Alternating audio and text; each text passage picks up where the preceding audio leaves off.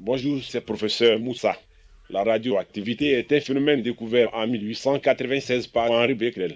En effet, par un journaliste, il range ses sels d'uranium dans un tiroir, une plaque photographique qui était présente. Il s'aperçoit par la suite que la plaque porte la trace d'un rayonnement. Il en déduit que c'est le rayonnement des sels d'uranium qui ont produit la trace.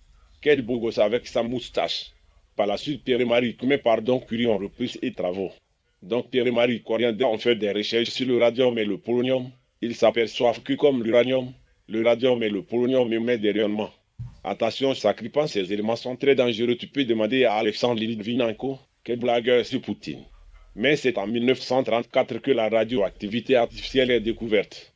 Irène Frédéric Joliot bombarde une plaque d'aluminium avec une source de radium et produit un isotope de phosphore radioactif. Après cette découverte, les scientifiques se sont mis à bombarder tous les éléments du tableau périodique. Mais lorsqu'ils bombardent l'uranium, un grand nombre d'isotopes apparaissent. Ils comprennent que le noyau qui bombarde ce cas s'est produit d'autres noyaux plus petits. C'est la fission. C'est le début de l'ère atomique et des centrales nucléaires. En conclusion, les amis, à la suite des découvertes de Röntgen sur les rayons X, Henri Becquerel découvre des rayons invisibles émis par l'uranium. Ensuite, Pierre et Marie Paprika font découvrir le radium et le polonium dont on fera de multiples utilisations pour les montres par exemple. Ces découvertes du début du XXe siècle appartiennent à la radioactivité naturelle.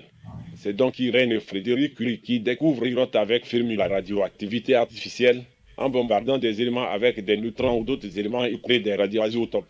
Grâce à tous ces travaux, nous maîtrisons désormais la fission, ce qui nous permet de faire marcher les centrales nucléaires qui produisent de l'électricité. Merci beaucoup, c'était professeur Moussa.